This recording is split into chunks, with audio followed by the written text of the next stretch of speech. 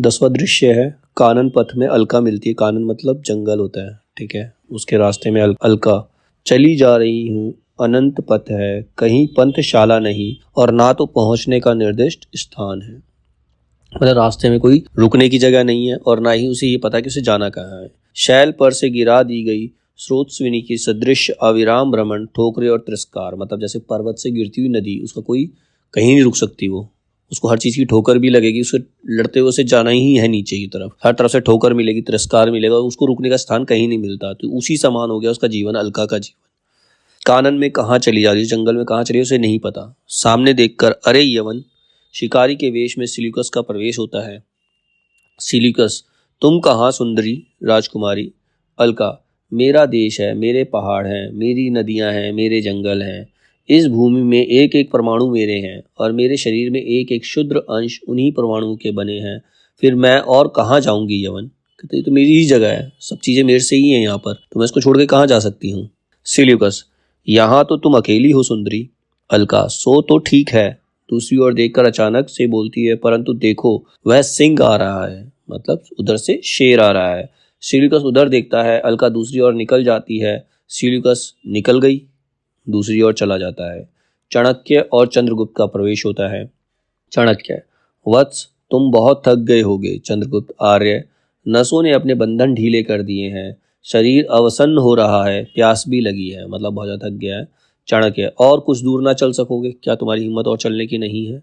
चंद्रगुप्त, जैसी आज्ञा हो, आप कहेंगे तो मैं चलूंगा, मतलब अपने गुरु के साथ चल रहा है।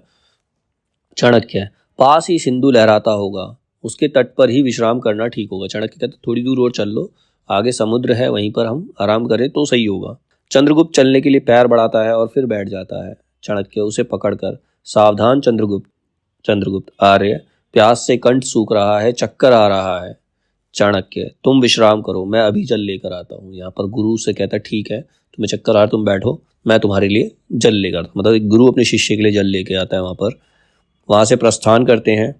चंद्रगुप्त पसीने से तर लेट जाता है। एक व्याघ्र समीप आपता दिखाई पड़ता है। व्याघ्र मतलब शिकारी।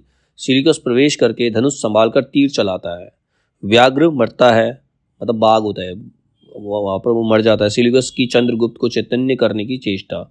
अब जो सिल्यूकस है वो चंद्रगुप्त को होश में लाने का प्रयास करता है। चाणक्य का जल लिए आना, उसके बाद चाणक्य जल लेकर आता है। सिल्यूकस, थोड़ा जल, इस सत्वपूर्ण पथिक की रक्षा करने के लिए थोड़ा जल चाहिए। मतलब वो चंद्रगुप्त को देख के कहता है इसके लिए जल चाहिए। चाणक्य जल के छींटे देकर, आप कौन हैं। चंद्रगुप्त स्वस्थ हो जाता है। सिल्यूकस, यवन सेनापति, तुम कौन हो। चाणक्य कहता है एक ब्राह्मण। सिल्यूकस, यह तो कोई बड़ा श्रीमान पुरुष है। ब्राह्मण, तुम इसके साथी हो। मतलब चंद्रगुप्त को देख कर महान व्यक्ति है कोई। चाणक्य, हाँ, मैं इस राजकुमार का गुरु हूँ, शिक्षक हूँ। मतलब उसको राजकुमार कहकर संबोधित करता है। होता वो सेनापति का बेटा है, लेकिन वो चाणक्य जो है उसको राजकुमार कहकर संबोधित करता है। सिल्यूकस, कहाँ निवास है, कहाँ रहते हो। चाणक्य, यह चंद्रगुप्त मगध का निर्वासित राजकुमार है। ये मगध का से निकाला हुआ एक राजकुमार है। सिल्यूकस कुछ विचारता है, अच्छा, अभी तो मेरे शिविर में चलो, विश्राम करके फिर कहीं जाना। तो उन्हें लेकर अपने शिविर में जाता है सिल्यूकस। चंद्रगुप्त, यह सिंह कैसे मरा। ओह, प्यास में हतचेत हो गया था, आपने मेरे प्राणों की रक्षा की, मैं कृतज्ञ हूँ। तो सिल्यूकस को बोलता है चंद्रगुप्त, सिल्यूकस, आपने इस बाघ से मेरी रक्षा की, मैं आपका आभारी हूँ, आज्ञा दीजिए, हम लोग फिर उपस्थित होंगे, निश्चय जानिए। सिल्यूकस, जब तुम अचेत पड़े थे, यह तुम्हारे पास बैठा था, मैंने विपद समझकर इसे मार डाला, मैं यवन का सेनापति हूँ। चंद्रगुप्त, धन्यवाद, भारतीय कृतज्ञ नहीं होते, मतलब जो भारतीय हैं वो एहसान का बदला जरूर चुकाते हैं। सेनापति, मैं आपका अनुग्रहित हूँ, अवश्य आपके पास आऊंगा। तीनों जाते हैं। अब अलका का प्रवेश होता है। अलका, आचार्य चाणक्य और चंद्रगुप्त, ये भी यवनों के साथी।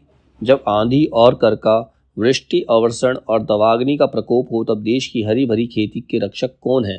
मतलब हर कोई यहाँ शत्रु ही है, तो इसका देश की रक्षा कौन करेगा। शून्य व्योम प्रश्न को बिना उत्तर दिए लौट जाता है। व्योम मतलब अंधकार। ऐसे लोग भी आक्रमणकारियों के चुंगल में फंस रहे हो, तब रक्षा की क्या आशा। झेलम के पार सेना उतरना चाहती है।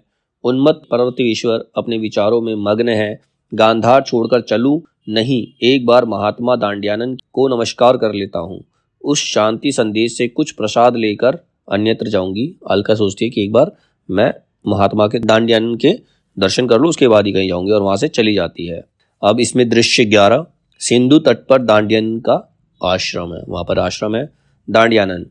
पवन एक क्षण विश्राम नहीं लेता, सिंधु की जलधारा वहीं जा रही है, बादलों के नीचे पक्षियों का झुंड उड़ा जा रहा है, प्रत्येक परमाणु ना जाने किस आकर्षण में खींचे जा रहे हैं, जैसे काल अनेक रूप में चल रहा है। मतलब कहने का मतलब है समय कभी नहीं रुकता, सब अपने अपने काम पे लगे हुए हैं, चाहे वो समुद्र हो, चाहे हवा हो, चाहे पक्षी हो, सब अपने अपने कामों में लगे हुए हैं। अब यहाँ पर एनिसाक्रिटीज का प्रवेश होता है। एनिसाक्रिटीज महात्मन दांडियानन, चुप रहो, सब चले जा रहे हैं, तुम भी चले जाओ, अवकाश नहीं है, अवसर नहीं है। तो कहता है सब चल रहे हैं तो तुम भी मत रुको, तुम भी चलो, यहाँ रुकने का अवकाश नहीं है। एनिसाक्रिटीज आपसे कुछ वो बोलना ही चाहती है। अचानक से दांडियानन फिर कहता है, मुझसे कुछ मत कहो, कहो तो अपने आप ही कहो, जिसे आवश्यकता होगी सुन लेगा। देखते हो कोई किसी की नहीं सुनता है। मैं कहता हूँ सिंधु के एक बिंदु धारा में ना बहकर मेरी एक बात सुनने के लिए ठहर जा। वह सुनता है? ठहरता है कदापि नहीं। मतलब हवा को बोलो ठहर जा, नहीं ठहरेगा। सिंधु के जल को बोलो ठहर जा, नहीं ठहरेगा। तो तुम भी बोल दो, जिसको सुनना होगा सुन लेगा, तुम्हारे लिए ठहरेगा कोई नहीं। एनिसाक्रिटीज, परंतु देवपुत्र ने, दांडियन देवपुत्र, एनिसाक्रिटीज देवपुत्र जगदिवेता सिकंदर ने आपका स्मरण किया है, सिकंदर ने आपको याद किया है, आपका यश चुनकर आपसे कुछ उपदेश ग्रहण करने की बलवती इच्छा है, वो आपसे कुछ उपदेश लेना चाहते हैं। दांडियानन हंसकर कहता है, भूमि का सुख और उसकी महत्ता का जिसको आभास मात्र हो जाता है, उसको ये नश्वर चमकीले प्रदर्शन नहीं अभिभूत कर सकते। मतलब मैं उसके झांसे में नहीं आ सकता, वह किसी बलवान की इच्छा का कीड़ा कंदुक नहीं बन सकता। मतलब वो राजा, तो इसका मतलब मैं उनकी इच्छा पूरी करूं, ऐसा नहीं हो सकता। तुम्हारा राजा अभी भी झेलम नहीं पार कर सका, फिर भी जग विजेता की उपाधि लेकर जगत को वंचित करता है। मतलब वो झेलम पार नहीं कर पाया और अपने आप को जग विजेता कहता है।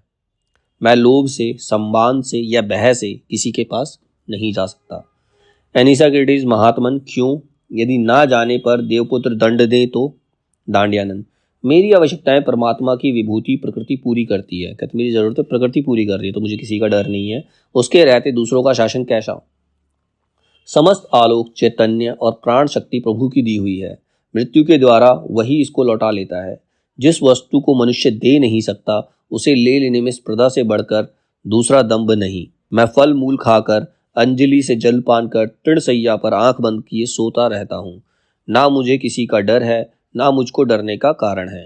तुम ही यदि हठात मुझे ले जाना चाहो तो केवल मेरे शरीर को ले जा सकते हो। मेरी स्वतंत्र आत्मा पर तुम्हारे देवपुत्र का भी अधिकार नहीं है। कहते तुम मुझे मारकर मेरे शरीर को तो ले जा सकते हो, लेकिन मेरी आत्मा को नहीं ले जा सकते। मैं किसी से नहीं डरता हूँ, क्योंकि मेरी इतनी ज़रूरतें ही नहीं है कि मुझे किसी से डरना पड़े। एनिसाक्रिटीज, बड़े निर्भीक हो ब्राह्मण, जाता हूँ, यही कह दूंगा। वहां से प्रस्थान कर देता है। एक ओर से अलका, दूसरी ओर से चाणक्य और चंद्रगुप्त का प्रवेश होता है। सब वंदना करके सविनय बैठते हैं। अलका, देव, मैं गांधार छोड़कर जाती हूँ। दांडियानन, क्यों अलके? तुम गांधार की लक्ष्मी हो, ऐसा क्यों? तुम गांधार क्यों छोड़ना चाहती हो? अलका, ऋषि, यवनों के हाथ स्वाधीनता बेचकर उसे दान से जीने की शक्ति मुझ में नहीं है। मतलब मेरे पिता और भाई ने अपनी स्वतंत्रता को यवनों को बेच दिया है, तो मैं वहां पर बंदी बनकर तो नहीं रह सकती। दांडियानन, तुम उत्तरापद की लक्ष्मी हो, तुम अपना प्राण बचाकर कहाँ जाओगी? अच्छा, जाओ देवी, तुम्हारी आवश्यकता है। मंगलमय विभु अनेक अमंगलों में कौन कौन कल्याण छिपाए रहता है, हम सब उसे नहीं समझ सकते, परंतु जब तुम्हारी इच्छा हो निसंकोच चली आना। अलका, देव, हृदय में संदेह है। मतलब दिल में कुछ संदेह है। दांडियन, क्या अलका? अलका, ये दोनों महाशय जो आपके सम्मुख बैठे हैं, जिन पर पहले मेरा पूर्ण विश्वास था, वे भी अब यवनों के अनुगत क्यों होना चाहते हैं? क्योंकि उसने उसको सिल्यूकस के साथ देखा हुआ था, तो वो सोच रही कि ये दोनों तो वीर थे, ये दोनों उसके साथ कैसे मिल सकते हैं। दांडियन चाणक्य की ओर देखता है और चाणक्य कुछ विचारने लगता है। चंद्रगुप्त, देवी, कृतज्ञता का बंधन अभोग है, उसने मेरी प्राण की रक्षा की तो मैं उसका कृतज्ञ हूँ। चाणक्य, राजकुमारी, उस परिस्थिति पर आपने विचार नहीं किया, आपकी शंका निर्मूल है, आपकी शंका की कोई वजह नहीं है। दांडियानन, संदेह ना करो अलका, कल्याणकृत को पूर्ण विश्वासी होना चाहिए। जो कल्याण करता है, जो तुम किसी कल्याण के लिए निकली हो तो तुम्हें सब पे विश्वास करना होगा। विश्वास सफल देगा, दुर्गति नहीं। विश्वास से सफलता मिलती है, दुर्गति नहीं होती। यवन सैनिक का प्रवेश होता है। यवन, देवपुत्र आप सेवा में आना चाहते हैं, क्या आज्ञा है? दांडियानन, मैं क्या आज्ञा दूं सैनिक, मेरा कोई रहस्य नहीं, निभूत मंदिर नहीं, यहाँ पर सबका प्रत्येक क्षण स्वागत है। सैनिक जाता है। अलका, तो मैं जाती हूँ, आज्ञा हो। दांड्यान, कोई आतंक नहीं है अलका, ठहरो तो, तुम डरो मत, उनसे डरने की जरूरत नहीं है, तुम थोड़ी देर ठहरो। चाणक्य, महात्मन, हम लोगों को आज्ञा है, किसी दूसरे समय उपस्थित हूँ, क्या हम जाएं? आप कहें तो हम बाद में आते हैं। दांड्यानंद, चाणक्य, तुमको तो कुछ दिनों तक इस स्थान पर रहना होगा, क्योंकि सब विद्या के आचार्य होने पर भी तुम्हें उसका फल नहीं मिला, उद्वेग नहीं मिटा, तुम्हारे मन की जो शंका है वो नहीं मिटी है, अभी तक तुम्हारे हृदय में हलचल मची है। ये अवस्था संतोषजनक नहीं है। जिसके हृदय में हमेशा हलचल रहती है तो वो कभी संतुष्ट नहीं हो सकता और उसके दिमाग में कुछ ना कुछ चलता रहता है। सिकंदर का सिलिकस, कार्नेलिया और एनिसा क्रिटीज इत्यादि सहचरों के साथ प्रवेश होता है। सिकंदर नमस्कार करता है और सब बैठते हैं। दांड्यानन, स्वागत अलक्षेंद्र, तुम्हें सद्बुद्धि मिले। उसे क्या आशीर्वाद देता? तुम्हें सबुद्धि मिले। सिकंदर, महात्मन, अनुग्रहित हुआ, परंतु मुझे कुछ और आशीर्वाद चाहिए। सिकंदर कहता है, वो तो जगत विजेता है, कहता है मुझे कुछ और आशीर्वाद चाहिए। दांड्यान, मैं और आशीर्वाद देने में असमर्थ हूं, मैं तुम्हें यही आशीर्वाद दे सकता हूं, तुम्हें कोई और आशीर्वाद नहीं दे सकता, क्योंकि इसके अतिरिक्त जितने आशीर्वाद होंगे वे अमंगलजनक होंगे। तुम्हें बुद्धि मिलेगी, उसी से तुम्हारा मंगल होगा, अन्यथा तुम्हारा अमंगल ही होगा। सिकंदर, मैं आपके मुख से जय सुनने का अभिलाषी हूँ, मैं चाहता हूं कि आप मेरी जय बोले, मेरी विजय हो। दांड्यानन, जय घोष तुम्हारे चरण करेंगे। हत्या, रक्तपात और अग्निकांड के लिए उपकरण जुटाने में मुझे आनंद नहीं। विजय तृष्णा का अंत पराभव में होता है। विजय तृष्णा तब मिटती है तुम किसी और का भला करो। अलक्षेंद्र मतलब राजा को अलक्षेंद्र कहते हैं। राज सत्ता सुव्यवस्था से बढ़े तो बढ़ सकती है, केवल विजयों से नहीं, इसीलिए अपनी प्रजा के कल्याण में लगो। तुम अपनी प्रजा का कल्याण करो, उन पर अत्याचार मत करो। सिकंदर, अच्छा। चंद्रगुप्त को दिखाकर, यह तेजस्वी युवक कौन है? सिल्यूकस, यह मगध का एक निर्वासित राजकुमार है। सिकंदर, मैं आपका स्वागत करने के लिए अपने शिविर में निमंत्रित करता हूँ। सिकंदर कहता है, अच्छा, मैं तुम्हें अपने शिविर में बुलाना चाहता हूँ, मैं तुम्हें अपनी सेना में शामिल करना चाहता हूँ। चंद्रगुप्त, अनुग्रहित हुआ, आर्य लोग किसी निमंत्रण को अस्वीकार नहीं करते। सिकंदर सिल्यूकस से, तुमसे इनका कब परिचय हुआ, तुम इससे कब मिले? सिल्यूकस, इनसे तो मैं पहले ही मिल चुका हूँ। चंद्रगुप्त, आपका उपकार मैं भूला नहीं हूँ, आपने व्याघ्र से मेरी रक्षा की थी जब मैं अचेत पड़ा था। सिकंदर, अच्छा, तो आप लोग पूर्व परिचित भी हैं, तब तो सेनापति इनके आतिथ्य का भार आप पर ही रहा। तो मतलब चंद्रगुप्त के आतिथ्य का भार किसको दे देता है? सिल्यूकस को दे देता है, जिसकी बेटी से वो बाद में प्यार करता है। दांड्यानन, अलक्षेंद्र सावधान, चंद्रगुप्त को दिखाकर, देखो यह भारत का भावी सम्राट तुम्हारे सामने बैठा है। तो दांड्यानन कह देते हैं, ये भारत का होने वाला सम्राट है, इसको ध्यान से देख लो, मतलब उसे सचेत करता है सिकंदर को। सब स्तब्ध होकर चंद्रगुप्त को देखते हैं और चंद्रगुप्त आश्चर्य से कार्नेलिया को देखने लगता है, एक दिव्यालोक, लेकिन वो उसकी सिल्यूकस की बेटी कार्नेलिया को देखने में मग्न हो जाता है और सब लोग चंद्रगुप्त को देखते रह जाते हैं। यहाँ पर पहले अंक पे पर्दा गिर जाता है।